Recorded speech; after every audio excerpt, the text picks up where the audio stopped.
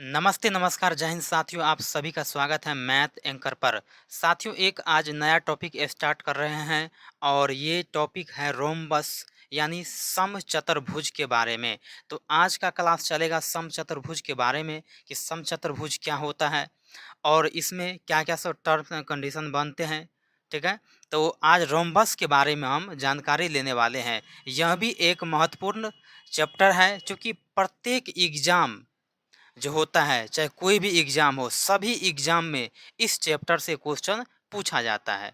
तो चलिए बिना किसी देरी का इस क्लास को स्टार्ट करते हैं। अगर आप इस चैनल पर नए आए हैं तो चैनल को सब्सक्राइब ज़रूर कर लीजिएगा। बहुत बेनिफिट होने वाला है क्योंकि आप देखते हैं कि हम लगातार क्लास आपके लिए लेते आ रहे हैं और बहुत ही महत्वपूर्ण क्लास लेते हैं क्योंकि ऐसा क्लास आपको शायद ही कहीं पर आपको देखने को मिलेगा। तो चलिए इस वीडियो को स्टार्ट करते हैं। तो सबसे पहले यहाँ पर देखिए रोम्बस। रोम्बस क्या होता है? तो रोम्बस के बारे में आज जानकारी लेते हैं। नाम से ही स्पष्ट है कि समचतुर्भुज। सम का मतलब होता है क्या? बराबर। चतुर्भुज यानी जिसमें चार भुजा होता है। इसमें पहला पॉइंट की बात करेंगे तो समचतुर्भुज के सभी भुजा बराबर होते हैं। समचतुर्भुज के सभी भुजा क्या होता है? बराबर होता है, इक्वल होता है। अगर समचतुर्भुज में चार भुजा है, अगर इस भुजा को ए हम मान लें तो सब का सब क्या होगा? ए होगा, यानी सब भुजा क्या है इसमें? बराबर है। ये बात समझ गए? अगर अगला पॉइंट की बात करेंगे, दूसरा पॉइंट की, तो समचतुर्भुज के आमने सामने के कोण बराबर होता है। जिस तरह से समचतुर्भुज का सभी भुजा बराबर होता है उसी तरह से इसका एंगल यानी कोण भी बराबर होते हैं। वो कैसे? आप जानते हैं कि आसन कोण का मान 180 डिग्री होता है, सम होता है 180 डिग्री। तो अब यहाँ पर देख लीजिए कि जिस तरह से यहाँ पर थीटा है तो ये हो गया क्या? 180 माइनस थीटा। बोलिएगा वो कैसे? तो अब देख लीजिए, जैसे मान लीजिए थीटा है और 180 डिग्री माइनस थीटा को ऐड करेंगे तो थीटा तो ये क्या हो गया? घट गया। तो बच क्या गया है? 180 डिग्री। तो यही होता है कि आसन कोण का योग क्या होता है? आसन कोण का योग क्या होता है? 180 डिग्री होता है। इसीलिए जब ये थीटा है तो ये क्या होगा? 180 डिग्री माइनस थीटा। अब ये थीटा है तो इसके सामने वाले यानी आमने सामने का कोण भी बराबर होता है। ये थीटा तो ये भी थीटा। ये 180 डिग्री माइनस थीटा तो ये भी क्या होगा? 180 डिग्री माइनस थीटा। यानी एंगल ए बराबर क्या हो गया? Angle C. तो यहाँ पर आप लिख सकते हैं कि एंगल ए बराबर एंगल सी और एंगल बी बराबर एंगल डी, यानी सब का सब क्या हो गया? एंगल बराबर हो गया। ये पॉइंट समझ गए? तीसरा पॉइंट की बात करेंगे तो समचतुर्भुज के विकर्ण दो बराबर क्षेत्रफलों वाले त्रिभुज में बांटते हैं। इसका जो डायगोनल होता है, जो विकर्ण होता है, ये दो बराबर क्षेत्रफलों वाले त्रिभुज में बांटते हैं। वो कैसे? चलिए आपको बताते हैं।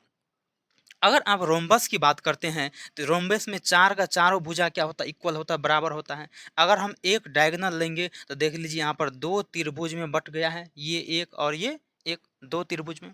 अगर इस त्रिभुज की एरिया की बात करेंगे तो यहाँ पर गौर से देख लीजिए कि बोलिएगा सर एरिया में यहाँ पर साइन थीटा कैसे होगा? थीटा कैसे?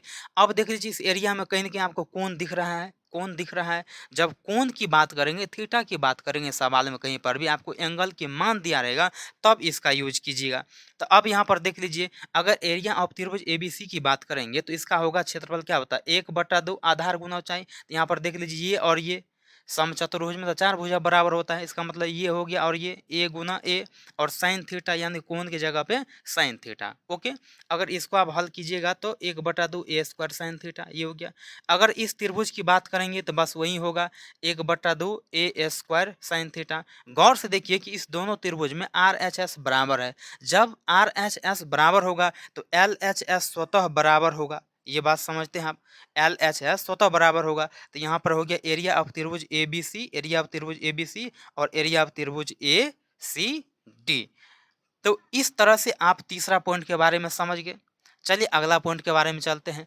अगला पॉइंट है, चौथा पॉइंट है कि समचतुर्भुज के विकर्ण आमने सामने के कोण देखिए यहाँ पर आमने सामने के कोण को दो बराबर भागों में बांटता है।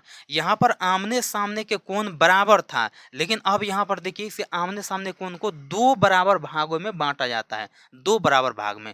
जैसे मान लीजिए कि अगर इस पूरा कोण को अगर हम थीटा मान ले, इस पूरा कोण को अगर हम थीटा मान ले और डायगोनल जैसे ही खींचेंगे तो ये थीटा दो भाग में बट जाएगा, और ये थीटा ये और ये दो बराबर भागों में बट जाता है। तो यही चौथा रूल कहता है कि समचतुर्भुज का जो विकर्ण होता है वो आमने सामने के कोण को दो बराबर भागों में बांटता, कौन? डायगोनल विकर्ण। इसे आप याद रखिएगा। नेक्स्ट पॉइंट की बात करेंगे तो नेक्स्ट पॉइंट क्या है? समचतुर्भुज के विकर्ण एक दूसरे को लंबवत, ये सबसे इंपॉर्टेंट है। बोलिएगा ये कैसे? तो आप सब यही पढ़ते हैं कि समचतुर्भुज के विकर्ण, रोम्बस के विकर्ण जो होता है एक दूसरे के लंबवत समद्विभाजित करते हैं। आप इस ड्रॉ यानी फिगर को पहले बहुत बार देखे होंगे, लेकिन ये सब नहीं देखे होंगे ऐसे। ओके, अब यहाँ पर गौर से देखिए कि इसके विकर्ण जो होता है लंबवत समद्विभाजित करते हैं। जैसे मान लीजिए इसका डायगोनल ए और सी है और डायगोनल दूसरा क्या है? बी और डी है। तो जब मान लीजिए कि ऐसे और इस तरह से होता है, जब दो रेखा अपने आप को ऐसे काटता है तो लंबा समद्विभाजित करता है। तो अब यहाँ पर देख लीजिए कि बी डी को दो भाग में बांट दिया, एक भाग, और ये ए सी को भी दो भाग में बांट दिया। नाम रखना है तो कोई यहाँ पर केंद्र का नाम ओ दे दीजिए, तो होगा क्या? ओ ए और ओ सी और ओ बी और ओ डी हो जाएगा, दो भाग में बांटता है। अब यहाँ पर देख लीजिए नेक्स्ट पॉइंट की बात करेंगे। इससे पहले आप एक बात और समझ लीजिए यहाँ पर कि समचतुर्भुज के विकर्ण चार सर्वांग त्रिभुज में बांटती है। कैसे?